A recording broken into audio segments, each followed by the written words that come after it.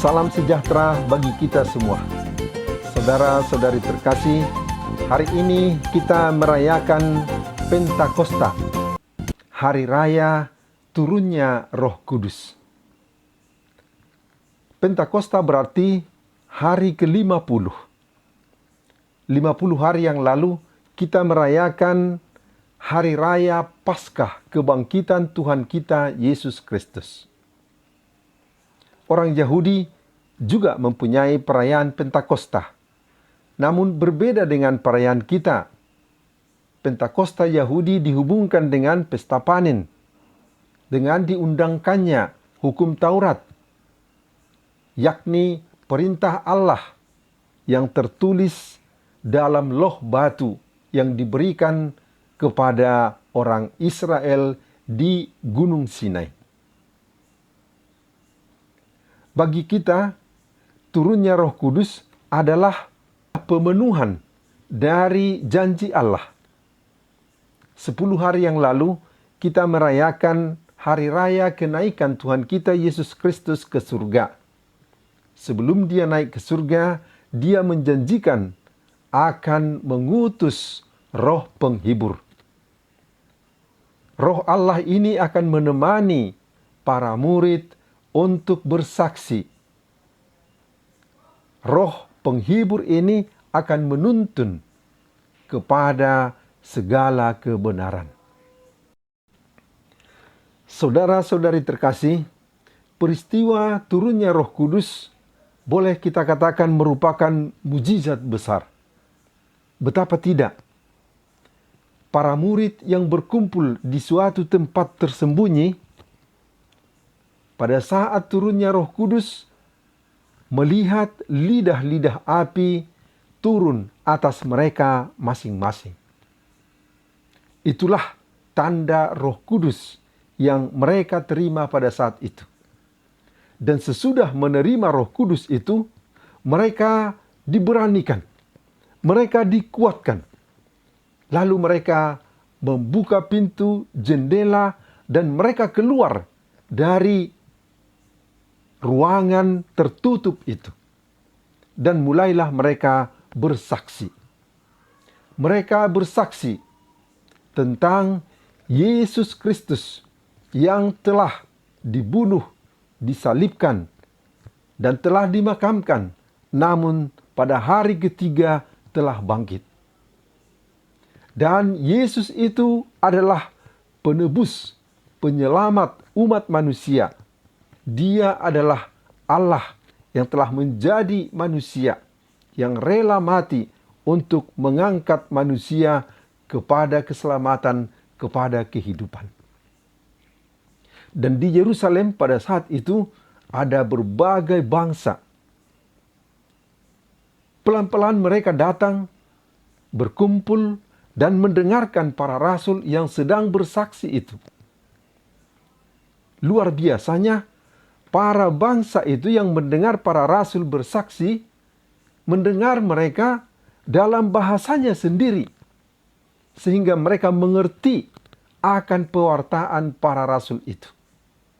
Itulah mukjizat yang luar biasa, sehingga peristiwa turunnya Roh Kudus disebut juga sebagai awal dari terbentuknya gereja. Karena pada saat itu berkumpullah oleh Roh Kudus begitu banyak manusia dari segala bangsa dan bahasa, dipersatukan dalam peristiwa, dalam saling pengertian, dalam bahasa yang mereka mengerti dari pewartaan para rasul pada saat itu. Saudara-saudari terkasih, makna Pentakosta itu dapat kita mengerti pertama-tama sebagai Roh Kudus yang turun untuk memberi kekuatan, untuk memberi keberanian kepada para rasul untuk bersaksi. Sebelumnya mereka berkumpul di ruangan yang tertutup, terkunci, dan mereka masih diam, bahkan takut kepada orang Yahudi. Tetapi sebaik mereka menerima Roh Kudus, mereka keluar. Mereka mulai bersaksi, mewartakan Yesus Kristus Sang Juru Selamat. Mereka menjadi berani. Dan oleh karena itu, boleh kita katakan peranan turunnya Roh Kudus pada saat Pentakosta adalah juga mempersatukan. Peranan roh yang mempersatukan itu nampak dari berbagai bangsa dan bahasa yang berada di Yerusalem pada saat itu dipersatukan dalam satu pengertian bahasa yang bisa mereka mengerti. Mereka itu terdiri dari bangsa-bangsa dari Persia, Media, Elam, Mesopotamia, Yudea, Kapadokia, Pontus, Asia, Frigia, Pamfilia, Mesir, Libya, Kirene, Roma, Kreta, Arab, yang masing-masing dapat mendengar para rasul itu berbicara dalam bahasa mereka sendiri. Kita bandingkan dengan kekacauan bahasa pada saat pembangunan Menara Babel. Karena Allah melihat kesombongan ada di hati manusia pada saat itu, yang ingin mendirikan satu menara yang begitu tinggi, ingin mencapai Allah. Dan Allah ingin menggagalkan rencana kesombongan manusia itu dengan mengacaukan bahasa. Mereka tidak saling mengerti lagi satu sama lain, sehingga pembangunan Menara Babel itu terbengkalai. Namun dengan bahasa roh, begitu banyak bangsa dipersatukan dalam satu pengertian, karena bahasa roh itu merupakan bahasa kasih, bahasa iman, bahasa yang dapat dimengerti oleh semua orang. Yang kedua, peristiwa Roh Kudus itu juga merupakan peristiwa dihadirkannya satu hukum yang baru, yakni hukum kasih. Kalau hukum yang lama dimeteraikan, dipakukan, ditorehkan dalam loh batu, maka hukum kasih dari perintah yang baru ini dituliskan di dalam hati manusia untuk saling mengasihi. Itulah merupakan perintah baru yang juga diajarkan serta dilaksanakan oleh Yesus Kristus Tuhan kita. Saudara-saudari terkasih, bagaimanakah kita memaknai peranan Roh Kudus dalam kehidupan kita kini di tempat kita ini? Rasul Paulus membantu kita dengan pengajaran bahwa kita manusia terdiri dari roh dan daging. Dan sangat jelas dibedakan apa artinya hidup menurut daging dan menurut roh. Hidup menurut daging, menurut Rasul Paulus adalah hidup percabulan, pencemaran, hawa nafsu, berhala, perseteruan, iri hati, amarah, egois, kedengkian, kemabukan, pesta pora, pokoknya segala jalan kejahatan. Itulah menurut daging. Sementara menurut roh, menuruti sabda Allah, ditekankan oleh Rasul Paulus adalah hidup dalam kasih, dalam sukacita, damai sejahtera, kesabaran, kemurahan, kesetiaan, kelemah lembutan, penguasaan diri.